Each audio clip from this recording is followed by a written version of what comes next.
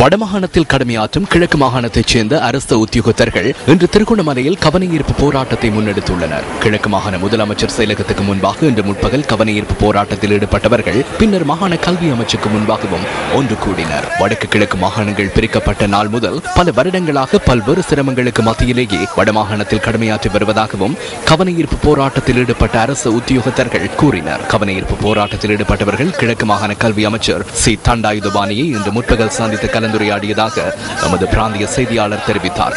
வடகிழக்கு மாநிலத்தில் நியமனம் பெற்ற நாங்கள் துண்டு கொடுக்கல் மூலம் நாங்கள் வடமாநிலத்துக்கு போயிட்டோம். கிழக்கு மாநிலத்தை சேர்ந்த நாங்கள் எங்களுக்கு 5 கனகாலமாக 2006ஆம் ஆண்டிலிருந்து தொடர்ந்து சேவையாற்றி கொண்டிருக்கிறோம்.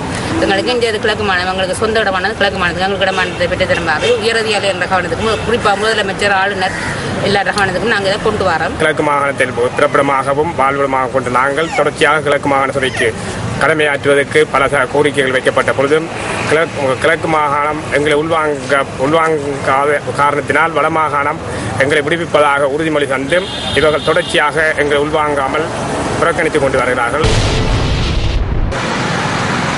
அக்கரைப்பற்று நுரைச்சோலை சுனாமி வெட்டு திட்டத்தை பாதிக்கப்பட்ட மக்களுக்கு பகிர்ந்தளிக்கப்படாமைக்கு எதிர்ப்பு தெரிவித்து அக்கரைப்பற்று பிரதேச செயலகத்துக்கு முன்பாக ஆர்ப்பாட்டம் இடம்பெற்றது. சுனாமியால் இருப்பிடங்களை இழந்த மக்களுக்கென அக்கரைப்பற்று நுரைச்சோலை பகுதியில் 500 வீடுகளை கொண்ட வீட்டு திட்டம் ஒன்று அமைக்கப்பட்டது. ஆயினும் இதுவரை பாதிக்கப்பட்ட மக்களுக்கு இந்த வீடுகள் வழங்கப்படவில்லை. பாதிக்கப்பட்ட மக்களிடம் வீட்டு திட்டத்தினை கையளிக்குமாறு ஆர்ப்பாட்டத்தில் ஈடுபட்ட மக்கள் தமது கோரிக்கைகளை முன்வைத்து ஜனாதிபதி மைத்ரிபால சிறிசேனவுக்கு எழுதிய மகஜரொன்று இதன்போது ஆர்ப்பாட்டக்காரர்களால் அக்கரைப்பற்று பிரதேச செயலாளர் ALM சாலிமிடம் அளிக்கப்பட்டது.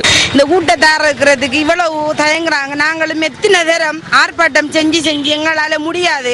எங்களுக்கு சுனாமி அடிச்சு 10 வருஷம் முடிஞ்சு எங்களுக்கு ஊடு தரல. இந்த ஜனாதிபதியாவது எங்களுக்கு இந்த ஊட்ட தந்து எங்களுக்கு ஒப்படைக்கும் நாங்க கேட்டுக்கொள்ளுறோம். எங்களை புள்ள ஊட்டியல் நாங்க எல்லாரும் தவிச்சு தெரியணும். எங்களுக்கு எங்களை வீட்டை தர வேண்டும். எங்களுக்கு நாங்க காட்டுக்கு இடத்தையோ நாங்க பத்தைக்கையோ நாங்க கிடக்கணும்.